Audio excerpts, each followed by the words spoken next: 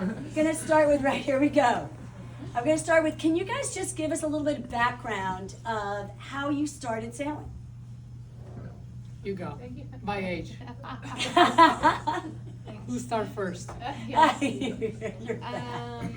So I'm from the UK. I grew up on the south coast, a place called Plymouth. My dad was a fairly keen sailor, my mum not so much.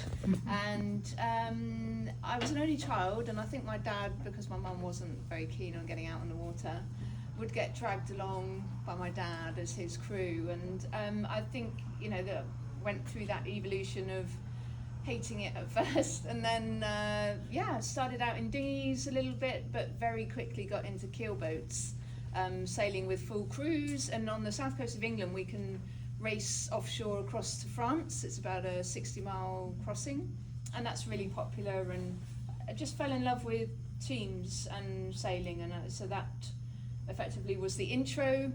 I went to uni and did sports science, had visions of joining the armed forces, but didn't go through, and then I ended up working on boats, and I've captained race yachts throughout my career, and I've competed in 3 round the world races, and this will be my 4th round the world race with Team Polson. Hey, Francesca. I mean, now it's hard. No, come on! I should have gone first. No. But it's a pretty similar story. Like, my family had a small boat, and they brought me on the boat when I was a little kid, and my dad was really loved to be on the water. I'm from Italy, and I started sailing in Italy, and my mom was on the boat, but not super keen all the time. And again, at the beginning I was a bit scared, and especially when the boat was heeling over, I was not a big fan. And then I started actually enjoying it, and it was a really small sailing club where I made a lot of friends. I'm the only child, so I don't have siblings to play with, so it was more like all my friends that were also sailors, and we were just play and sail boats. And from there I started sailing dinghies and laser and 49er, and I always had the dream of the Olympic Games, and even from when I was a little kid, I was like 6 or 8 years old, watching the Olympics on the TV, and I told my family that one day I would be at the Olympics, and they were like, sure. And boy, did you prove them wrong. I'm like, you will see. So I competed at the Olympics in London in 2012 with the laser, and then again in Rio with the 49er FX. And then I had a great opportunity to switch into more like offshore sailing. I raced in the last ocean race in 2017-18, and I'm back here with 11-hour racing again, so different boats. But again, as Abby said, it's really special to sail with a big team, and it's just a different kind of like sailing. I've coming from Olympic classes where I was mainly by myself or with one teammate, to have a big team. Even now that we are sailing only with 4 people, but we have a massive team behind of like shore team and logistics operation, and so it's pretty cool. Great. Okay, so Abby, you guys had a challenge at the start of this leg, and talk about shore teams, and how did they come and help you? And that must have been, thoughts go through your mind as to what happened when you lost your rig? Yeah, so for those of you who haven't followed, leg 4 was the last leg that went from Itajaí in Brazil up to here, to Newport. And Holcim, my boat, I wasn't on board, but they lost their mast about 3 days into the leg. Mechanical failure, so nothing that was brought on by the conditions. But obviously it created a huge logistical challenge of how do you get a new mast. You're in South America, it's not really the hub of sailing events, and the boat was probably 2 days motoring away from getting back to shore. You obviously want everything to be here in Newport to be able to continue the race. And so there was this decision, can we get a rig to Itajaí in Brazil and then carry on sailing up to Newport? And therefore we would potentially get a point on the board. Whereas, what killed that idea was the fact that it was a public holiday in France, and trying to move a mast in France on a public holiday is apparently impossible. No matter how much money you want to pay. European take holidays really strict. It's good. It's a good lifestyle. And even money can't change that. No. Money? No. So yeah, quite funny for such a French team that they get stalled by the French not being able to get the mast on a plane. So then we went to plan B, which was to put the boat on a ship, and it comes in by cargo ship tomorrow into Newport, and the mast was flown over and to meet us here in Newport. So the mast is ready to go. It's currently at the shipyard. We expect the boat in tomorrow afternoon, and then we put the jigsaw puzzle back together in a record time, and then we'll be on the start line to beat these guys across the We will see that. We will see. So We're let's talk. happy they're back. Yes, very much so. Thank you. There is no race without competition, so it's cool when there are a lot of boats on the starting line. And talk about being close in points. Yeah. Yeah, 1 point. They're catching up. Yeah, I mean it's close racing, and I think we all enjoy it. You know, if you're in the lead or not, you still want a close race. So It's, talk about you, Francesca, have done the Olympics, and that is very different racing because it's your team, your nationality, what you're doing. Talk about the family aspect of offshore sailing. So the whole thing is like you guys are out there and you're watching out for each other. You're watching out for your competitors. You know that you're going to be there if they need you. Yeah, that's honestly that's the part that I love it. And when you're sailing like Olympic classes, is a bit different. You know, you go and train every day. It's really specific. You're basically 24 hours thinking about the same goal for like 7 days a week for pretty much 4 years, and it gets really really narrow. And it's the only way to do it if you want to do it with some sort of like ambition of like winning a medal. You know, it's the competition is really high. They are doing the same thing, so you need to be focused all the time, and it gets quite close. It's only your team, it's your own national team, and offshore sailing brought to me this completely new world where, you know, even just the volunteers, everybody that is working for the race become your family. During the last race a few years ago, you end up, you know, in the last stopover, the last day, and then you wake up the morning after, you're like, now what? What am I going to do without all these people around me, you know? It's racing, but at the end it's also become a big group of family, people that support you. And again, I mean, we are racing against each other, but you know, we are friends. I think it's very unique as well to offshore sailing. You could look at the America's Cup, and a lot of the sailors know each other, but you would never see that support because it's so intense. But I guess the difference is just because you're racing over long distances, and a lot can go wrong at sea, and whether it's just you being on the end of a WhatsApp group to support each other, or offering your shore team or materials, spare parts when we're inshore. The camaraderie is something that I don't think you experience in any other discipline of the sport. I completely agree. That's great. Yeah. That's great. Actually, we want Sally. Around with babies. Sally, where's the star of the show? She's right outside. Oh, she is now. Okay, this is Brought Sally. the dog for a Is walk. she Can you come here and we're going to introduce you and Harriet. Harriet's really the star, just so everybody knows. She is the cutest baby in the world. So She likes skiing. she does. She doesn't like sailing. Yeah, but this is Sally Barkow. This is the United States version of these guys. Sally is a two-time Olympian. She is an offshore ocean race, Volvo ocean race sailor. She is a world champion. She is one of my favorite people. And she and Francesca are married, and this is their baby. Harriet, you are the superstar. Yes, there Don't she be is. too proud of it. Yeah. Well, yeah, Stay I'm proud humble. for Stay you. humble. So here, we'll get up there too. So Sally, how hard is it for you? Do you want to be on the boat, or are you really happy No, being? I'm super happy. I think maybe I had a little moment watching him come down the channel, but that was it. You know, That was it. it's pretty intense out there on those boats, and the 65s I think were a different animal, and you know, we've got this one now, and I don't know. She's gonna go to Yeah. Frankie. Okay. Yeah. She's plenty of work, I think. So I don't know who has more harder job, you know. But, Yeah. yeah. No, I don't miss it. I really had a really awesome career. Did a bit of everything that I ever wanted to do. Now I work for the Olympic team, and that's full on double time. at the Double moment. time, triple. So I'm still in it. I'm just not on the water as much anymore. But I was, you know, everything from world championships to offshore to Olympic coaching to you name it. Sally, actually, for the United States, has really one of our superstar sailors. So thank you for being here.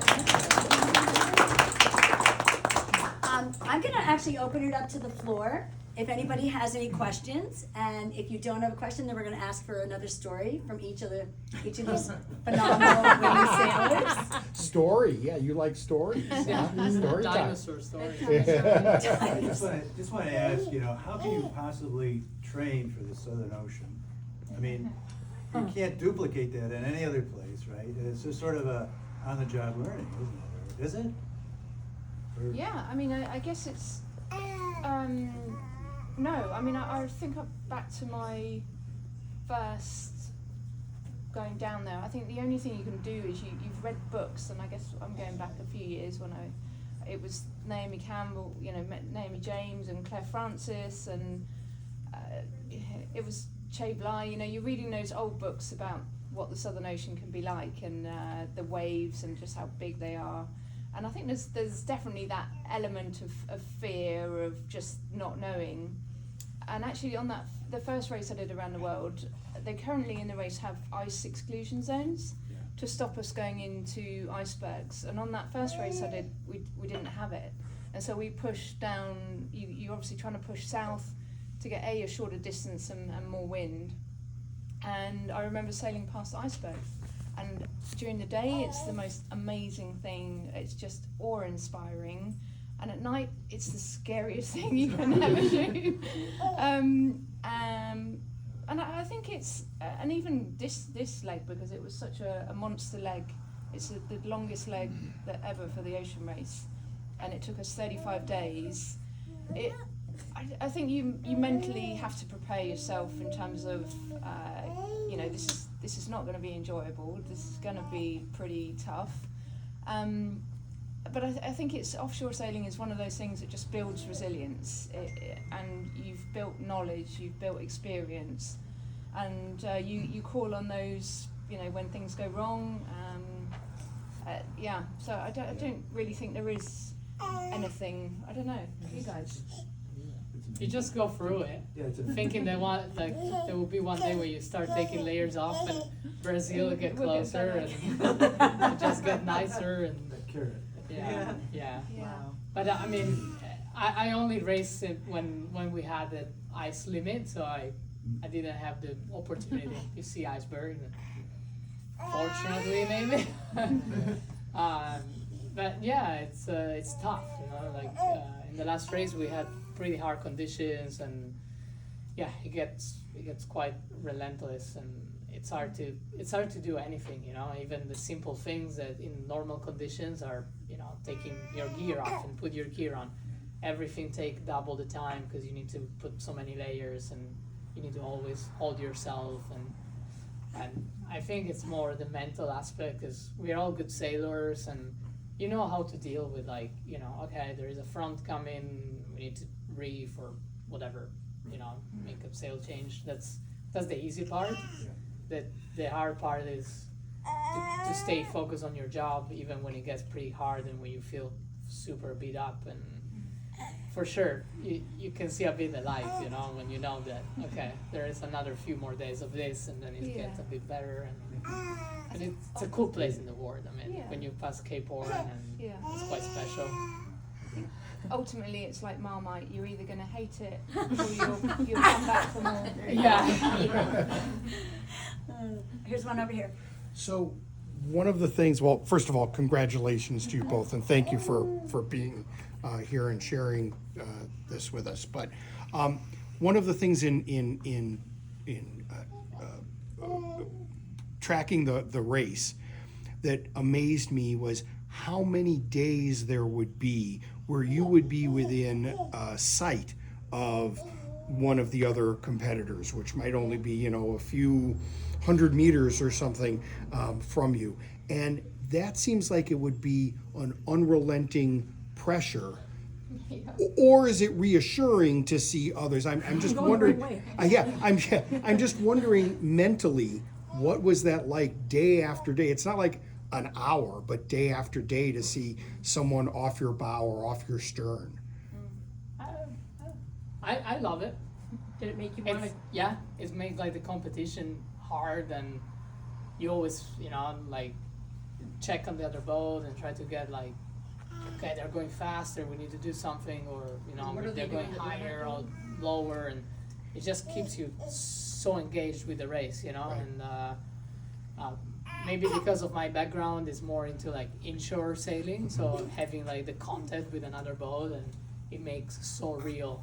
And like in the last leg, I mean, we switched the lead like 17 times in 17 days. Like, sometimes we were like, okay, it would be nice to not see them anymore, or see them really small back there. But it's it makes good race, and, for sure. But yeah, I guess it's also give a little bit of that safe feeling that there is someone else around you if you need something or if you're in trouble, and for sure, I think it's pretty cool. And Abby, you did that going into Itajaí. You guys were. You guys, with Militia.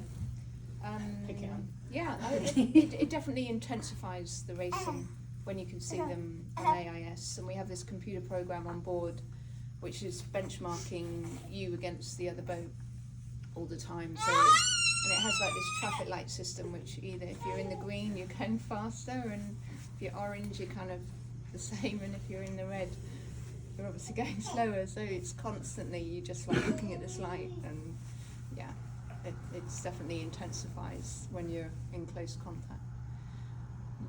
Do you have a preference of the Amacas versus the older VORs? Well, I was going to say that like it for me it was quite interesting to start the race and see how actually close we are racing, even if the boats are not one design. Right. So there are moments, of course, that each design of each boat has, strength points or weaknesses, depending on the condition. But in the big picture, we are racing pretty close. Right. And for me, it was quite interesting and surprising, because you come from a class that was a full one design, so it was really just how you as a sailor, you're sailing the boat, because the asset was the same for everybody, or pretty much the same, to a race where the asset is completely different, but we're still able to sail so close, A bit come from also how you manage your strategy in the big picture, because it's always scary to take a big risk, because you can have a big gain or get so far away from the fleet. So the natural end is like that you end up kind of racing boat against boat, even if they're routing and send you, oh, we should be here, but I mean all the fleet is here. And it makes the race pretty cool, because it could be different, with boats that are all different. So it's nice. I think we often get asked about being inside and how that changes the sailing. So like compared, the V65 was a very physical boat. You had a lot of grinding pedestals, there was a lot of sails that were really heavy, and you're obviously exposed to the elements, so very physical. And then on the Amacas, we're effectively protected by the canopy, and you're sailing inside. Everything is push button. It's a totally different style of sailing. And I think for me, the thing I miss most is just being able to feel the wind on your face and be able to see the horizon, because that's kind of how you've learnt to sail, and to suddenly not have those senses it's almost like you're having to relearn the sport, but pull on different senses that, you know, whether it's you're just trying to feel the heel of the boat or listening to the foils which are winding away that tell you how fast the boat's going, or actually just looking backwards to see, you'll see like the rudder toe, you'll see horizon, you get a lot of feedback by looking backwards, which I mean is crazy in our sport. But I think physically it's on a par, even though we're not grinding as much. Just the fact that you're having to hang on all the time, you can't let go because the risk of you being catapulted forward, or the motion of the boat is so violent. It's like being in a rib. You can imagine if you're just going over a short chop in a rib and it's like that slam, it's constantly like that, and yeah, just hanging on. Are you tethered below? Yeah, so we've not below, we've got kind of like nets that would stop you falling forward, and we have like monkey bars everywhere, so you basically, you've got plenty of handholds to get you around. But as Frankie said earlier, I mean, even just trying to get from the seat on deck where you're steering or, you know, pressing buttons to down below to get in your bunk, it's probably a distance of 5 meters that you just like, it's terrifying at sometimes to actually take it on. Yeah, it's ridiculous, but it's a different type of sailing. And there's enough visual side windows that you don't. Yeah, so between windows and camera systems, we have a camera right at the top of the rig, which is constantly looking out for obstacles in the water. Except when the rig falls down. Then you're not going very fast, so hopefully you're But that not. was hopefully amazing footage. You're not gonna. Yeah. That was amazing footage from that. Yeah. Cameras on the side deck. But did it? I did the virtual. Yes. Airport, and the minute I turned around and saw that I was below deck, I took them off because I can't be below deck. Yeah. I do everything on deck, but once I'm below, forget it. Yeah, the motion of the boat is quite hard. Like, honestly, I never got like really seasick before, and on this boat I already got seasick a couple of times. Okay, I feel better. Yeah, so and I was like, whoa, and it's just so random, you know. The motion of the boat is because we are on the foils, and so you don't have that like fore aft motion only. There is a full like 3-dimensional motion all the time, and it's like, yeah, I mean, yeah, I got sick, and I'm not, you know, shy to say that because I think it's part of the game, and yeah, it's a bit tricky, but we deal with that too, and I'm not the only one. So. Liz? Did that moment happen like a day and a half out of New York coming in? No, actually this leg I didn't get sick, so that was good. Shit, and it sucks. Yes, yes. Oh, And, you mean the Gulf Stream? Yeah. that was You horrible. hit it and you're like, Yeah, that was horrible, but most of the thoughts were going to the boat, so maybe I didn't have really to think about myself. It was more like this like zero gravity moment where we were floating, just waiting for the boat to slam on the water, and knowing, you know, that these guys unfortunately dismasted and Guyot dismasted, we were really aware of like the sea state in that moment was a boat breaking sea state, and it was really bad 10 hours. Martha, there's a question down the back. Oh, there is. Oh, me who can't see? His arm's gonna be Is aching. there any way to read, or what do you do for entertainment, or anything which you can do to mentally escape from your three colleagues? The boat is super noisy because between the noise from the foils and the slamming, it's quite noisy. So we normally use some like noise canceling headphones, and I don't know, personally listen some music or some podcast.